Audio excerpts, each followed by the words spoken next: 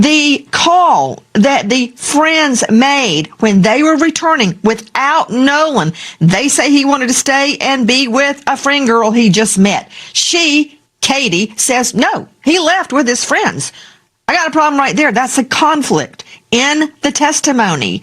But when you listen to the call the other friends made, they called Seatow, S-E-A-T-O-W, and said, we're sinking. In this newly released sound, you can make out somebody saying, wake the F up. What does that mean? I'm not resting till I find out if that's real. Has it been doctored? And if it is real, who are they talking to? Stories with Nancy Grace. You know, Nancy, Attorney Ben Crump there has a point. You mean no one saw anything? Where do you see this investigation, where things stand? I've got a lot of problems with the investigation so far, but remember, we are seeing through a mirror darkly. We don't know all the evidence. There's been one state's autopsy, and that has not been released. The family sent the body of Nolan Wells for a second independent autopsy, and that autopsy says undetermined. This is what I do know, Griff. I know on the back of his head, the occipital bone back here, there is deep red subcutaneous tissue. It's not anywhere else. It is not pooling of the blood once he's died. The blood pools at the lowest point. It's not that, because it's only there. I'm curious, does that suggest a blow to the head? There are many accidental possibilities. When you look at the video out there, there are tons of boats. They're close together. Did he drink and drown in between one of those boats and nobody noticed? I don't know that. However, that deep reddening on the occipital bone is very disturbing to me. Also, you think, oh, he drowned, but we don't have the lungs. When the second autopsy got the body, the lungs and the throat were missing. Now, I understand, Griff, why they took the lungs to determine if he had drowned. But why was the neck missing? What about the interior of the throat sparked the initial medical examiner's concern? Was there some bruising on the neck? I don't know. So right now, it could go in so many different directions. So many questions that you raise, Nancy, and as someone who's investigated these things, you know which questions to ask. I want to take you back, though, because that marking on the back of his head is not insignificant, as you rightfully point out, because also the size of it, right? It's like a 12 by 8. I mean, it's not a small clue in this. Expand on that a bit, if you will. Right there is showing exactly where the reddened tissue is, and is subcutaneous under the skin. Now, as we all know, in an autopsy, the skin is pulled away from the body to look at the tissue underneath the skin. That's where the second medical examiner, doctor, found it. Many people are arguing it was a blow to the back of the head. Many people argue he fell, hit his head on the boat, and went over. Well, if that happened, didn't anybody see him? So it's going to boil down to witness testimony and what that neck truly reveals. Again, why did the first medical examiner keep that part of the body? It was not sent to the second autopsy. That raises my antenna. There's a lot of hate going on around this case. It's very hard to understand. Again, it could be accidental. It may not be. And we can't stop the investigation until we know. This young man was 18. You know how old my twins are? 18. And I would be lying on the front of the courthouse steps screaming for an answer till I got one. July 4th, 2026 was no different. Multiple groups left Ocean Springs that morning heading for the island. Warren Hudson, who would later identify himself publicly as Nolan's best friend, confirmed in a podcast interview that a large number of people made the trip out that day across several different boats. It was not one tight group. It was a loose network of people who knew each other, spread across the water on a holiday. The boat Nolan was on departed a private dock at 9:56 a.m. That departure time is not an estimate. It comes directly from GPS tracking data released by the Mississippi Department of Marine Resources, the state agency responsible for monitoring vessel movement on Mississippi waters. According to that same data, the boat arrived at the western tip of Horn Island at 11:14 a.m. That is a verified, time-stamped record of where the vessel was and when. On board with Nolan that morning were Bart Edmiston Jr., age 21, the oldest person in the group.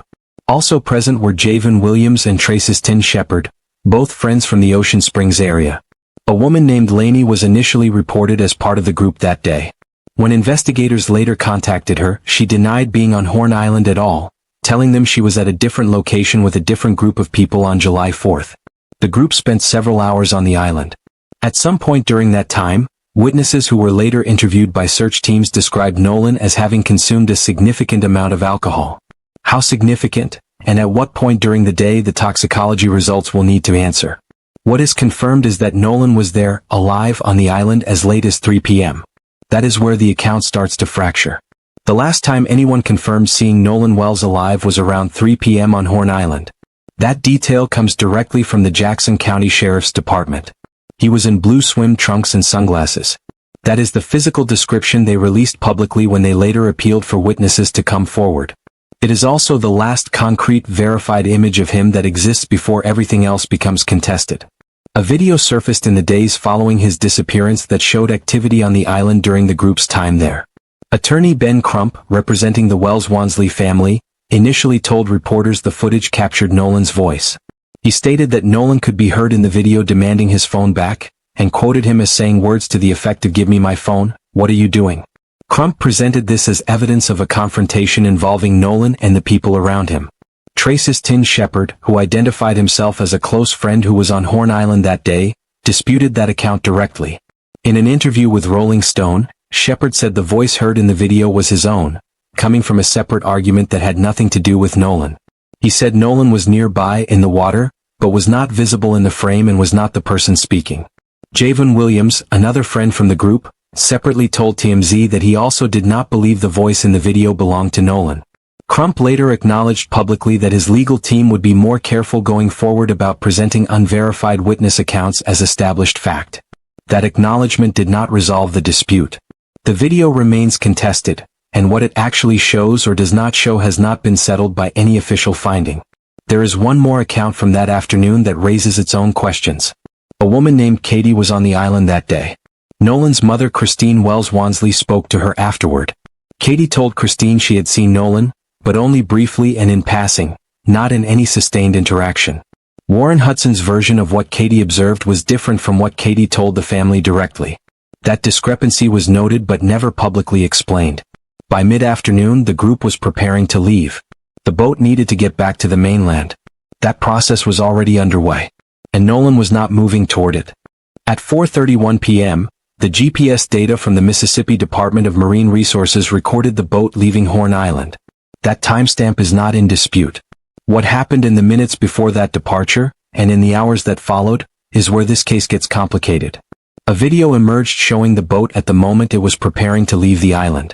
Alexis Tereshchuk, investigative reporter for Crime Stories, reviewed the footage and confirmed a specific detail that matters to the timeline. This video was not shot somewhere out on open water. It was filmed right there at Horn Island as the boat was in the process of departing. 7 people are visible on board. Nolan Wells is not among them. That count of 7 lines up directly with what the caller would later tell the Coast Guard dispatcher when asked how many people were on the boat. 7. Not 8. Warren Hudson said publicly that the group had been calling out to Nolan, telling him to get on the boat before they left. His account frames Nolan's absence as a choice. The GPS record does not speak to intent. It only confirms the result. The boat left at 4:31 and Nolan was not on it. What the GPS data captured next is where the questions start stacking up. The boat did not travel straight home. After leaving Horn Island it was towed approximately 3 miles before the tow ended and the vessel continued under its own power. It arrived at a private dock on El Camino Real Road in Gulf Hills, Mississippi, a residential area sitting just above Ocean Springs. At 5:44 p.m. investigators and online researchers noted that location as potentially significant, given that Nolan's phone was later retrieved from a house in that general area on the night he went missing. The boat did not stay at that dock. At 5:52 p.m. it traveled to Fort Bayou. At 6:06 p.m. it returned to the original dock. From there it made a second trip back to Fort Bayou before eventually being brought to a boat launch, loaded onto a trailer and driven away by vehicle. Walk through that sequence and one detail stands out immediately. The boat arrived at the dock at 5:44 p.m. It was not removed from the water and loaded onto a trailer until over an hour and 13 minutes later. This is a boat whose operator had called in a sinking emergency just hours before. The instinct when a vessel has taken on water is to get it out of the water as quickly as possible. Leaving it sitting in the water for over an hour after multiple additional trips does not fit that logic. Dave Mack, a contributor on the Nancy Grace broadcast, put the question plainly. If the boat was not actually sinking, why was the CETO call made at all? What was the real reason for that distress call? That question takes us directly to the call itself.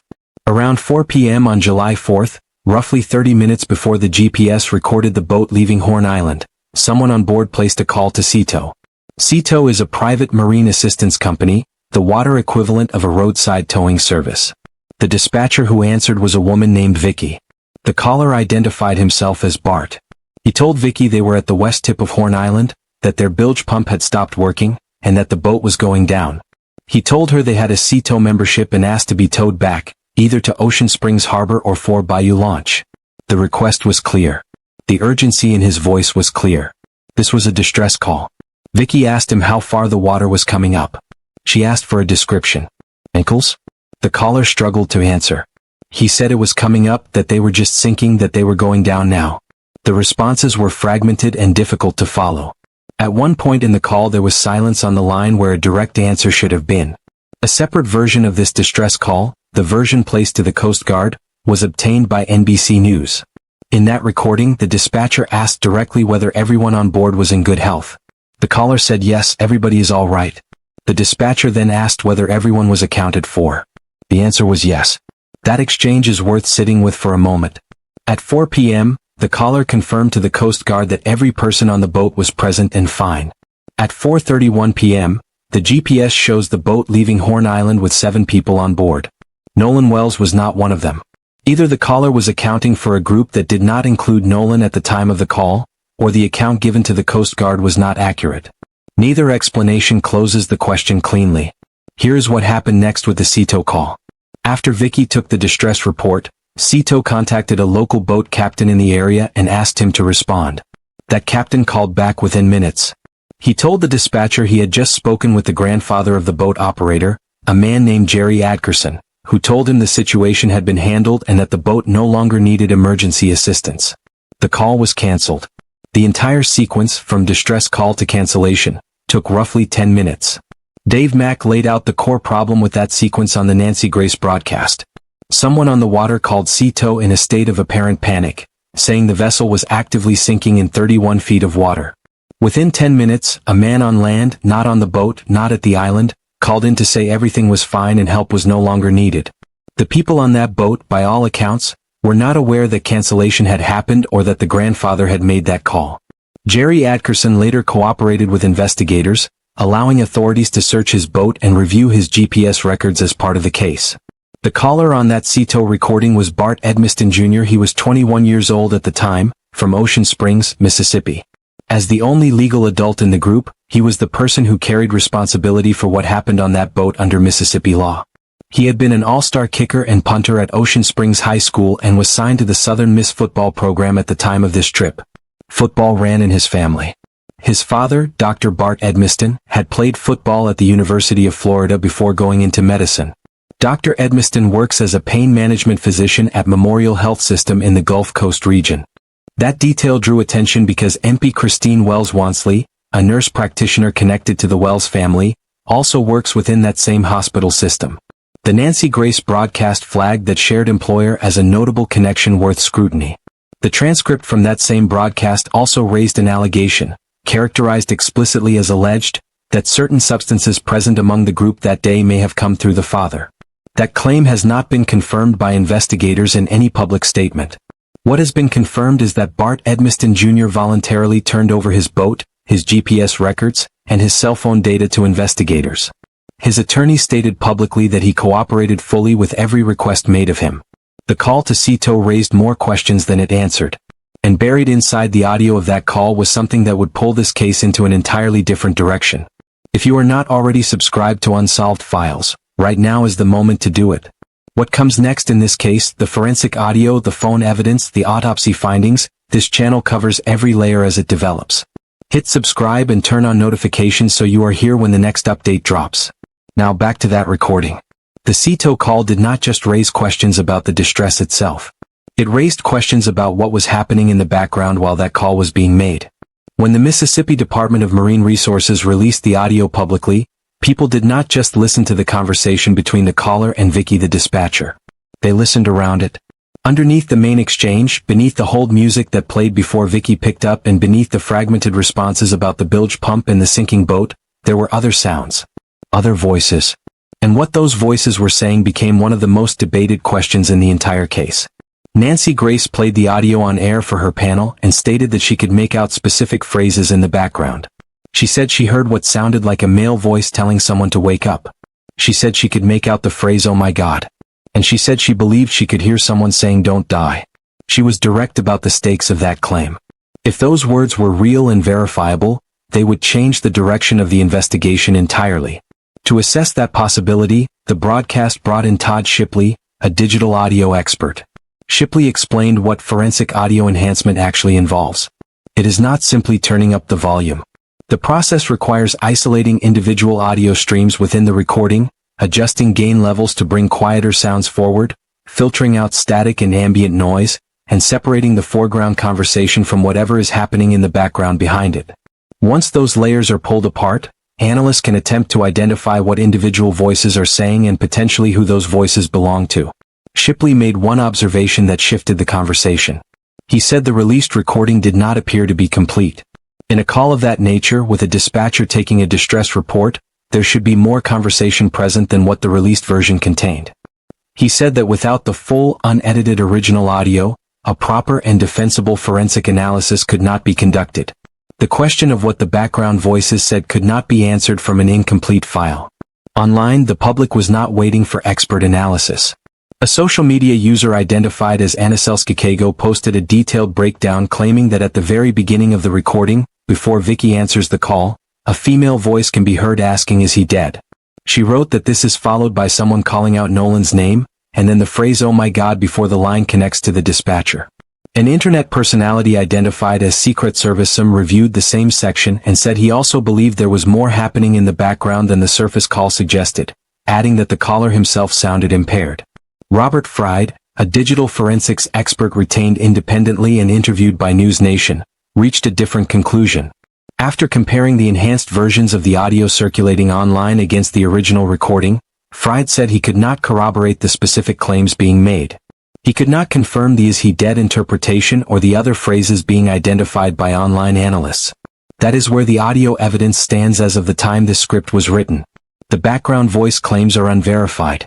They have not been confirmed by any official forensic body. They have not been ruled out either. And the full, unedited recording has not been released to the public or subjected to published official forensic analysis. What those voices were saying, if they were saying anything at all, remains an open question in this case. At 11:07 p.m. on July 4th, Christine Wells Wansley received a phone call from one of Nolan's friends letting her know he had not come back. That was the moment the night shifted from a holiday into a missing persons situation. Christine immediately reached out to her friend Toshima, whose sons had been part of the group on the island that day. While Christine checked Nolan's location through Life 360, Toshima's sons pulled up his Snapchat location. The two apps showed his device in different places. Both locations were on land. Neither matched where Nolan was supposed to be. That discrepancy was the first concrete indication that something was wrong beyond him simply being late. The phone itself became the next problem. Toshima went to the house where the device appeared to be located and retrieved it. It was not handed over willingly. The phone came back to the family only after Christine and Toshima pressed the group for it. Warren Hudson addressed this directly in a multi-part interview on the Officer Tatum show. He said the phone had been taken off the boat by someone in the group and placed in a truck belonging to a friend named Wyatt. He said no one had access to Nolan's password, that nobody went into the device, that there was nothing on it worth hiding, and that it was handed back to the family as soon as they came to get it. His account was consistent across the interviews he gave. The family's experience of retrieving that phone told a different story about how cooperative that handover actually was. When Christine went through the phone, what she found, or more precisely what she did not find, deepened her concern immediately. Nolan had 2 Snapchat accounts. Both were effectively empty. She told Good Morning America that this was not a case of content expiring. Snapchat retains photos and videos for up to 24 hours. It had not been 24 hours since the trip. There was simply nothing there. No photos from the boat. No videos from the island. No record of a holiday that Nolan, by every account from people who knew him, would normally have documented. He was known among family and friends for capturing moments at social gatherings. The absence of any content from one of the biggest days of the summer was not something Christine was willing to dismiss as coincidence. The explanation that had been circulating publicly was that Nolan had not posted anything because there was no cell reception on the water near Horn Island. Alexis Tereshchuk, the investigative reporter covering this case for Crime Stories, took that explanation apart methodically on the Nancy Grace broadcast. She documented how the story shifted over time. It started as no reception. Then it became that nobody brought their phones to the island because they had to wade through water to get ashore.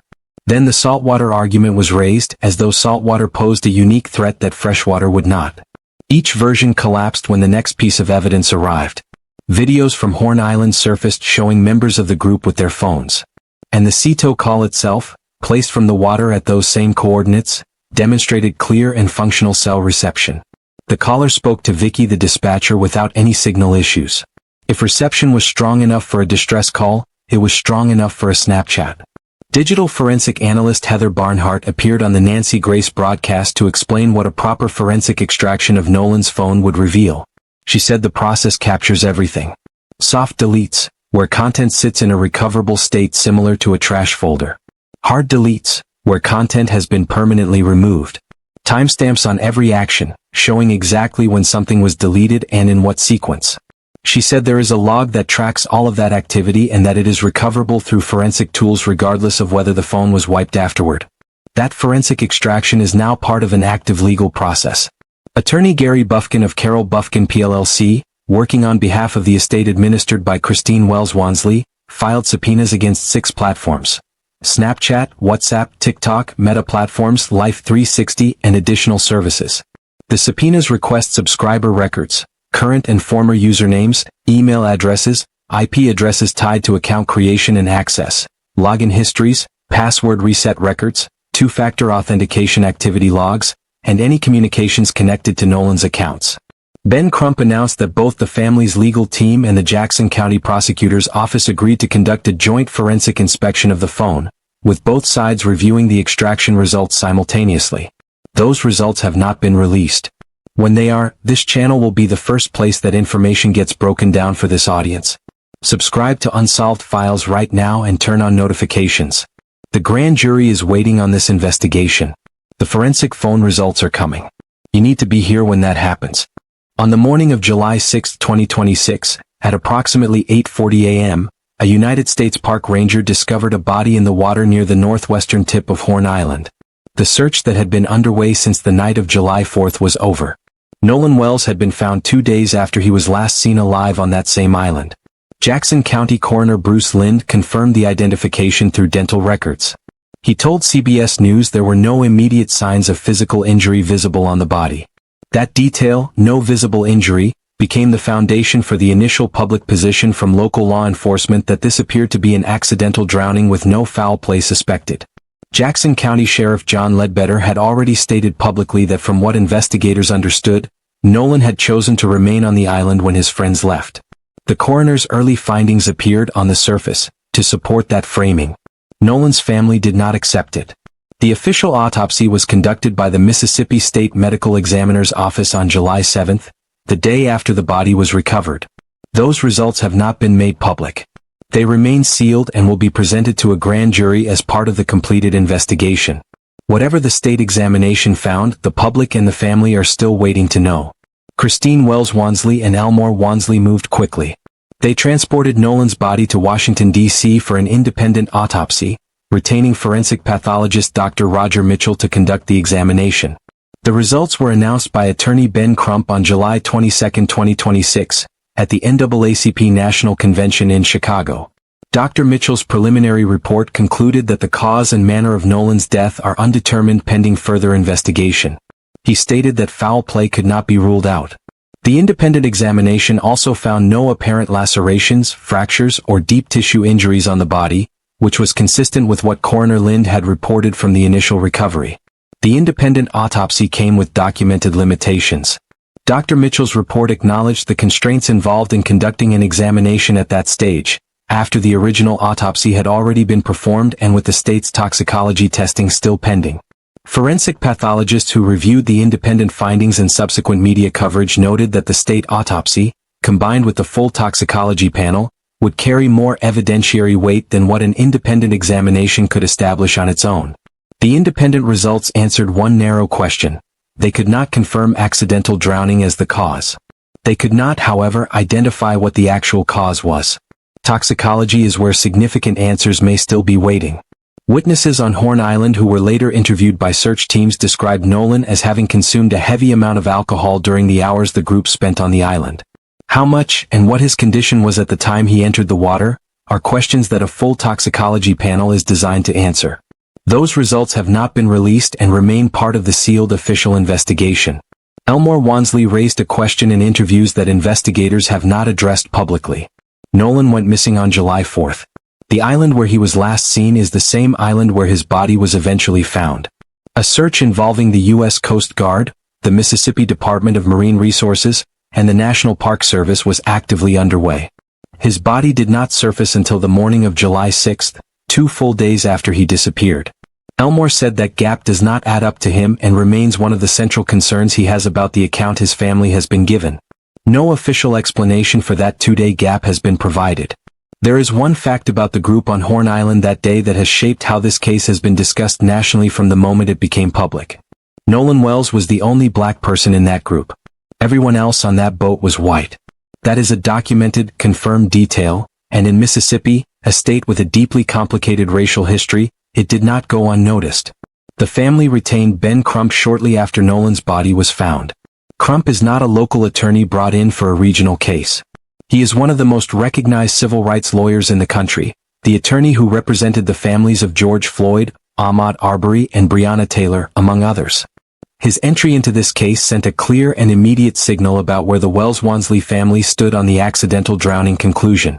They were not accepting it, and they were not going to navigate the legal system quietly.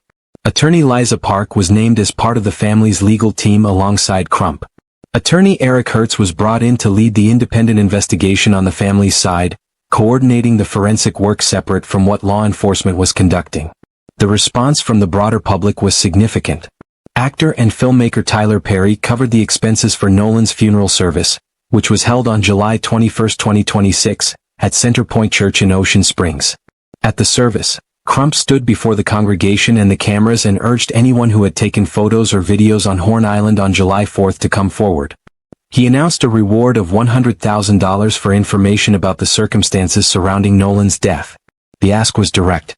If you were there and you saw something, the family needed to hear from you.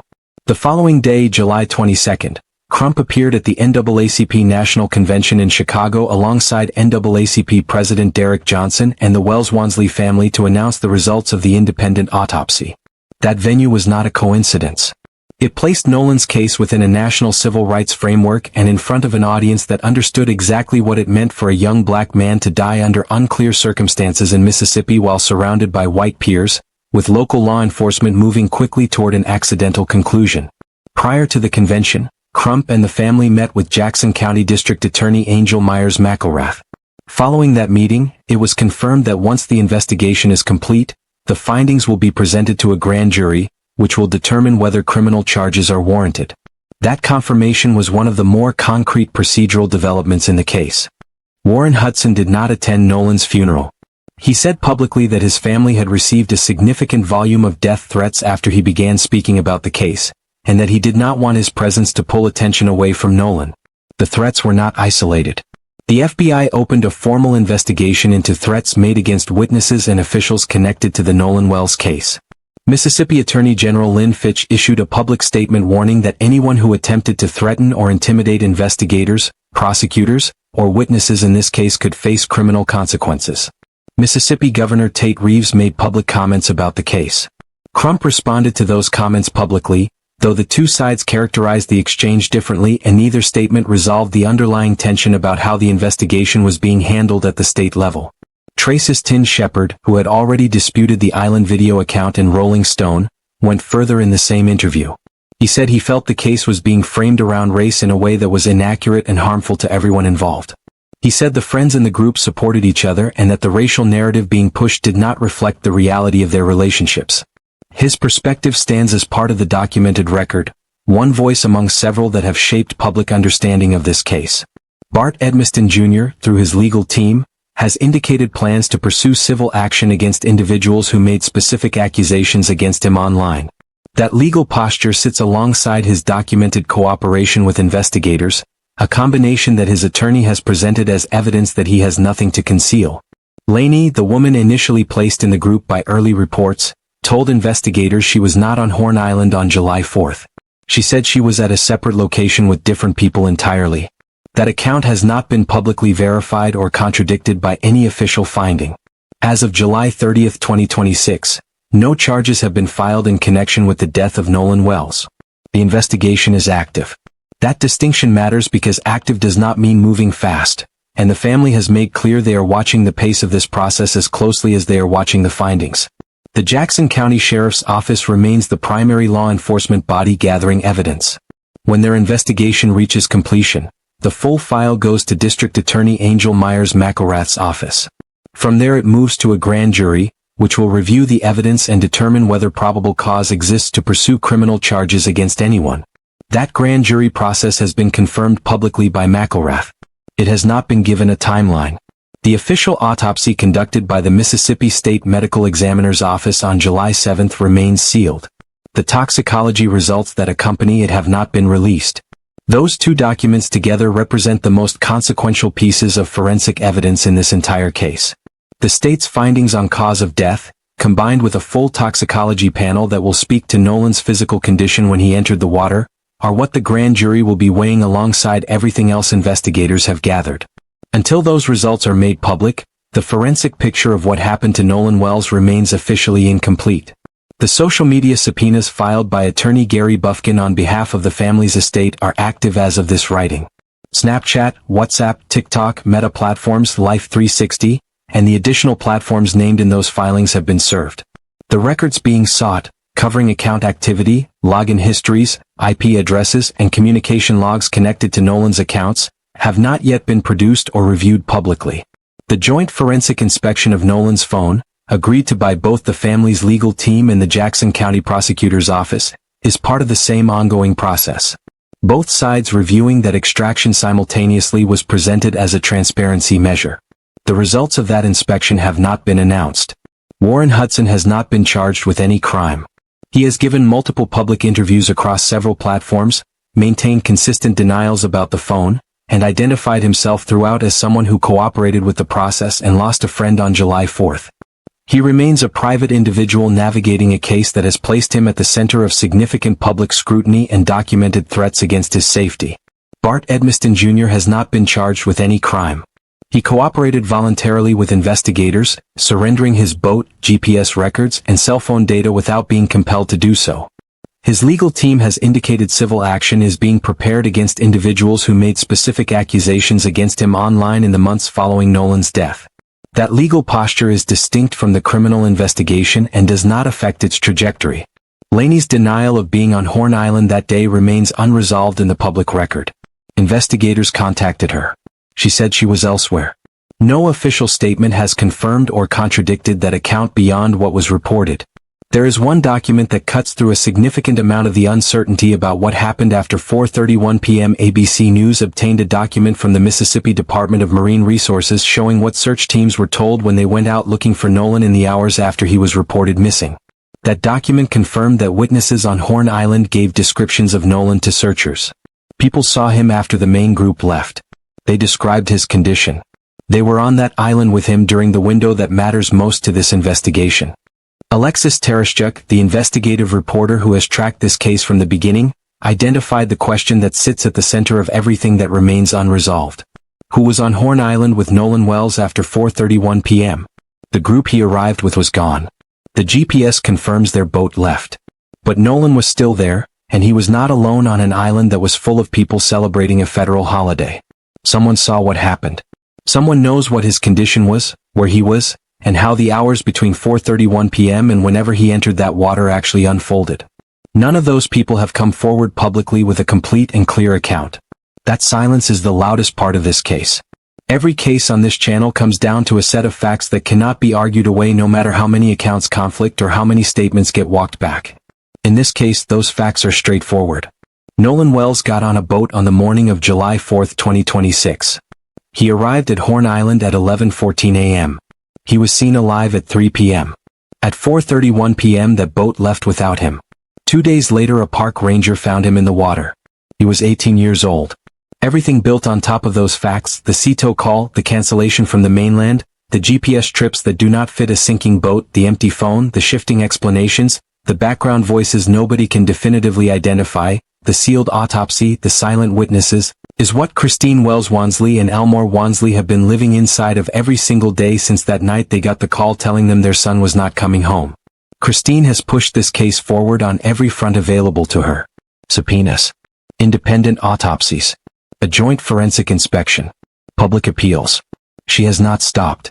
Elmore has stood beside her asking the questions that investigators have not answered, including why it took 2 days to find their son on an island that searchers were already covering. Neither of them has been given a complete explanation. Neither of them has stopped asking. The night before all of this, Nolan made his mother dinner. Salmon.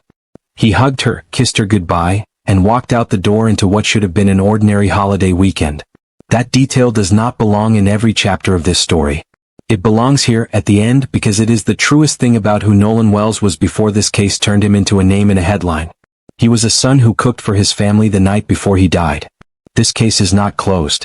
The grand jury has not convened. The state autopsy results are sealed. The phone forensics are still being processed.